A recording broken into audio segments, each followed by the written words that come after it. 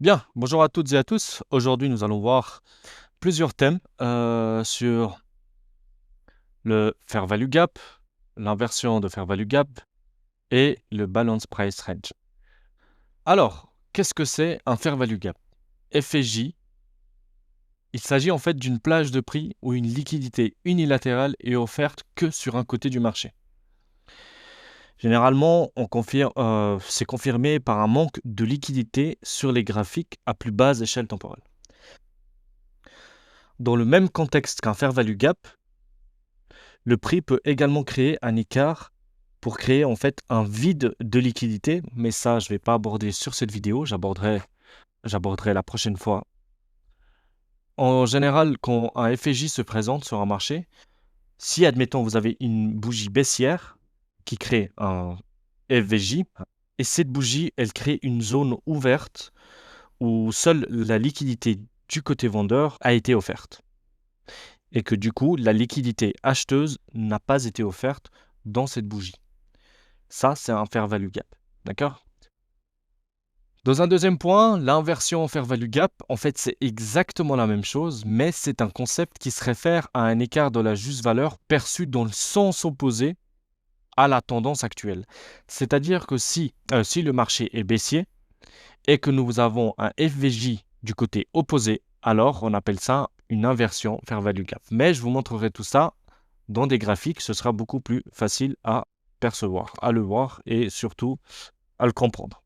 Bien, passons au troisième point. Il s'agit du BPR. Le BPR, c'est plus ou moins la même chose. Balance Price Range, c'est-à-dire que c'est une balance de prix dans un range qui crée une égalité relative entre les acheteurs et les vendeurs. Le BPR, c'est aussi une combinaison d'un gap baissier et d'un gap haussier, où l'on prend les plus petites des deux, donc les plus petits FSJ des deux, pour définir la plage de prix équilibrée.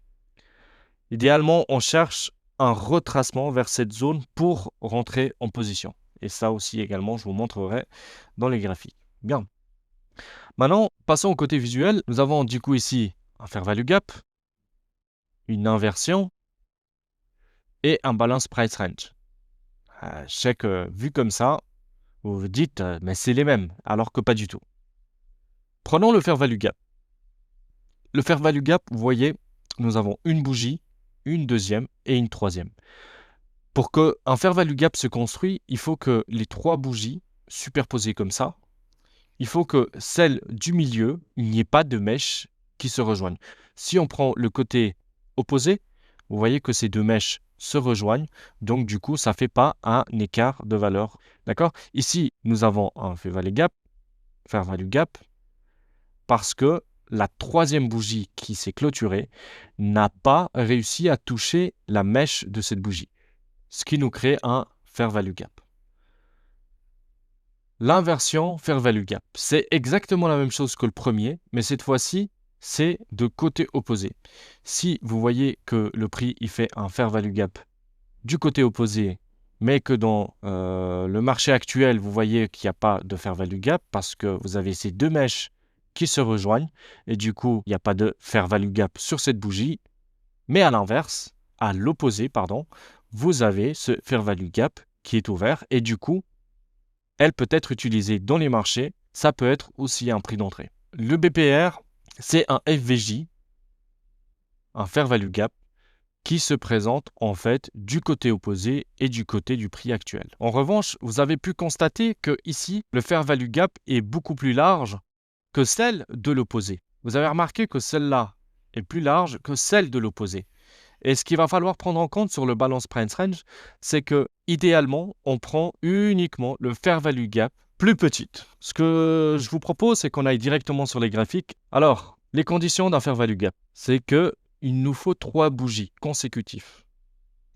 Donc, on a notre première bougie, on a notre deuxième bougie et on a notre troisième bougie. Est-ce que entre la troisième et la une, il y a des mèches qui se touchent? Non, il n'y a aucune mèche qui se touche. Du coup, nous avons sur la bougie numéro 2 un écart de valeur, un fair value gap. D'accord? Et en plus de ça, nous avons un changement de tendance, c'est-à-dire une cassure, une rupture de structure. D'accord? nous avons une cassure ici qui va changer la tendance. Et voyons voir ce que le prix nous fait après. Donc l'algorithme, si vous voulez, va revenir pour rééquilibrer ce prix. Mais attention, c'est pas tout le temps le cas. Donc c'est pas sûr à 100% qu'il va retourner, mais les probabilités sont quand même énormes. Du coup, l'idéal, ce serait qu'ils viennent sur le fair value gap, mais également les combler. Combler ce fair value gap. Si une bougie vient complètement clôturer avec le corps de la bougie au-dessus de la bougie 2, donc pour renfermer complètement le fair value gap qu'il y a ici, alors le FJ ici ne sera plus valide. Qu'est-ce que le prix nous fait après? Alors, il retourne sur un sell side liquidity et il revient comme par hasard sur le fair value gap ici que vous pouvez voir. Alors, mon stop loss, je le mets soit à la deuxième bougie, soit à la troisième bougie, enfin la première bougie, pardon, qui se trouve un peu au-dessus. À vous de voir quel risque vous voulez prendre pour rentrer dans ces conditions. Et voyez qu'ensuite, le prix se négocie à la baisse et atteint cette sell side liquidity.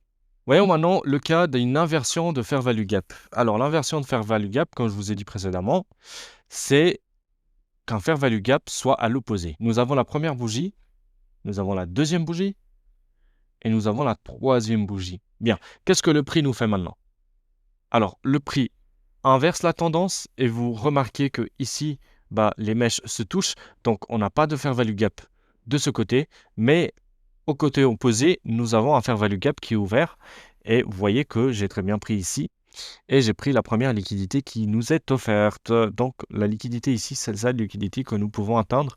D'ailleurs, vous pouvez voir que ces deux petites mèches sont au même niveau, donc c'est un equal low. Donc ça donne une raison en fait supplémentaire d'aller chercher les plus bas. Un changement de tendance également, vous voyez que cette bougie, en fait, elle va prendre cette mèche, cette deuxième mèche, cette troisième mèche et clôture avec le corps de la bougie assez bas. Ce qui induit des hautes probabilités qu'on descende. Ensuite, le prix remonte. Vous voyez qu'ici, on a un FVJ aussi, il a bien réagi, mais le prix est remonté ici vers l'inversion de fair value gap. Et ensuite, le prix se négocie à la baisse. Voilà, ça c'était pour IFVG. Et pour la dernière, le balance price range. Le balance price range, sachez que c'est quelque chose un peu de plus subtil que moi j'utilise seulement sur le Silver Bullet. C'est des modèles de trading en ICT. Alors, que se passe-t-il ici? Nous avons en fait ce qu'on appelle un swing, d'accord? Et que le haut, le sommet a été pris, ainsi que le creux, donc le bas, a été pris. Nous avons notre première bougie, notre deuxième et notre troisième. On voit qu'on a un FVJ ici à côté. D'accord? Pour le moment, ça reste un FVJ. OK? Qu'est-ce que le prix nous fait ensuite? Le prix nous fait également un FVG du côté opposé. Donc, il y a la vente, ici, il y a l'achat. Vous voyez que le FVJ qui est ici, donc la deuxième bougie, les mèches ne se touchent pas. Ici également, d'ailleurs, je l'ai encadré pour vous. Vous voyez que cette zone est beaucoup plus large que celle-ci. Et c'est là qu'il va falloir prendre en considération la meilleure zone pour pouvoir être optimal dans les entrées. C'est pas cette entrée qu'il va falloir le prendre, non. On va se concentrer plutôt sur ce volume, la plus petite balance price range qui nous est offerte. C'est toujours la plus petite qu'il faut prendre en considération et non celle-ci. Vous voyez que le prix se négocie ici. Nous avons le Void Side Liquidity ici, donc ce serait notre TP. Et notre entrée ici vers le VPR. Et ainsi, la liquidité acheteuse a été prise. Et voyez comment on utilise sur les marchés. Donc, rappelez-vous que ces genres de cas de figure se présentent uniquement lors d'une prise de liquidité. C'est beaucoup plus probable, quand il y a une grosse prise de liquidité, qui a une inversion de tendance, les probabilités sont augmentées pour le fair value gap, pour l'inversion FVJ et le balance price range, le BPR.